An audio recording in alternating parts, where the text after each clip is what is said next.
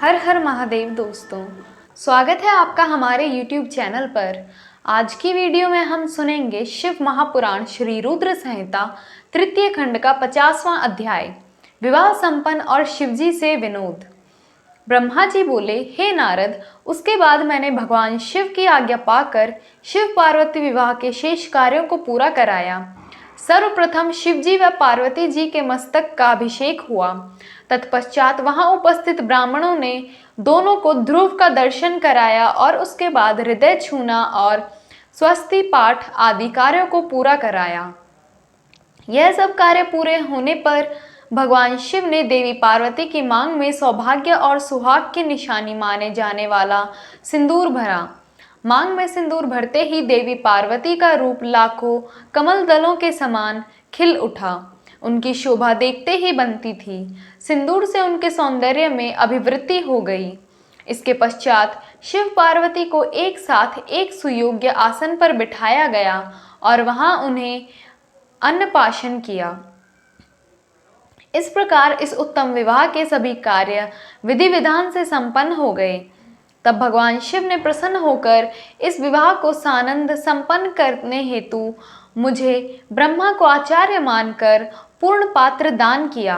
फिर गर्ग मुनि को गौदान किया तथा वैवाहिक कार्य पूरा करने में सहयोग करने वाले सब ऋषि मुनियों को 100-100 स्वर्ण मुद्राएं और उनके बहुमूल्य रत्न दान में दिए।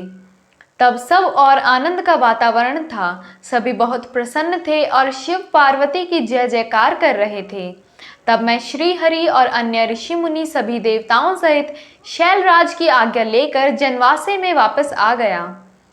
हिमालय नगर की स्त्रियां, पुरानियां और पार्वती की सखियां भगवान शिव और पार्वती को लेकर कोहबर में गई और वहां उनसे लोकोचार रीतियां कराने के उपरांत उन्हें कौतुकागार में ले जाकर अन्य रीति रिवाजों और रस्मों का सानंद संपन्न कराया। उसके पश्चात उन दोनों को उत्साहपूर्वक केलिग्रह में ले जाया गया।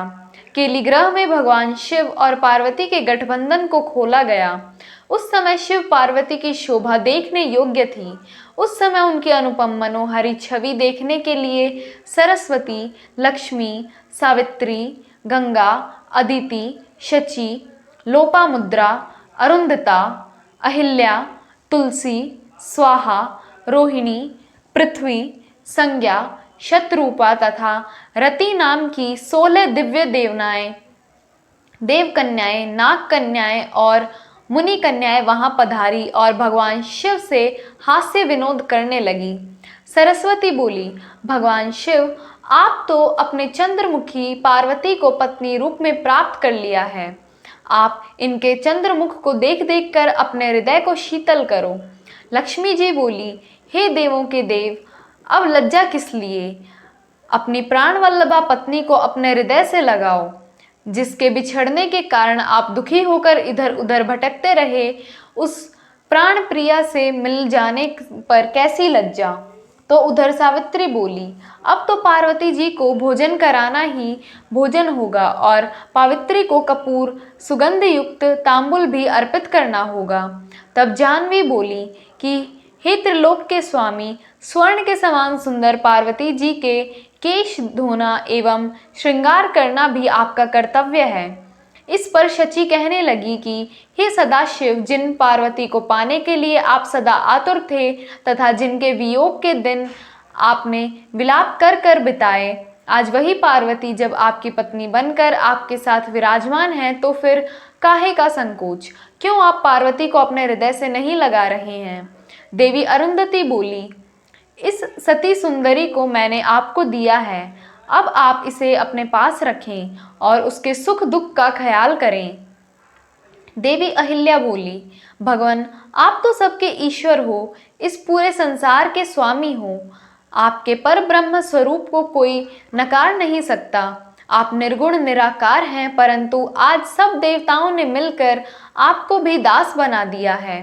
प्रभु, अब आप भी अपनी प्राण वल्लभा पार्वती के अधीन हो गए हैं।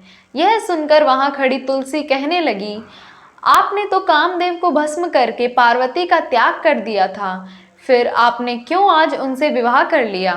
इस प्रकार उन देवांगनाओं की हंसी मजाक चल रही थी और वे भगवान शिव से ऐसी ही बातें करके बीच बीच में जोर जोर से हंसती तो कभी खिलखिला कर रही थी। इस पर स्वाहा ने कहा कि हे सदाशिव, इस प्रकार हम सबकी हंसी ठिठोली सुनकर क्रोधित मत हो जाइएगा। विवाह के समय तो कन्याएं व स्त्रियां ऐसे ही हंसी मजाक करती हैं। तब वसुंधरा ने कहा, हे देवाधिदेव, आप तो भावों के ज्ञाता हैं। आप तो जानते ही हैं कि काम से पीड़ित स्त्रियां भोग के बिना प्रसन्न नहीं होती। प्रभु, आप तो पार्वती की प्रसन्नता के लिए कार्य करो। आप तो पार्वती आपकी पत्नी हो गई है, उन्हें खुश रखना आपका परम कर्तव्य है। इस प्रकार स्त्रियों के विनोदपूर्ण वचन सुनते हुए भगवान शिव चुप थे, परंतु जब स्त्रियां चुप न हुई और इसी प्रकार उन्हें लक्ष्य बनाकर तरह तरह की हंसी की बातें करती रही, तब भगवान शिव ने कहा, हे देवियों, आप लोग तो जगत की माताएं हैं। माता होते हुए पुत्र के सामने इस प्रकार के चंचल तथा निर्लज वचन क्यों कर रही हैं? तब भगवान शिव के ये वचन सुनकर सभी स्त्रियां शर्म कर वहां से भाग गई।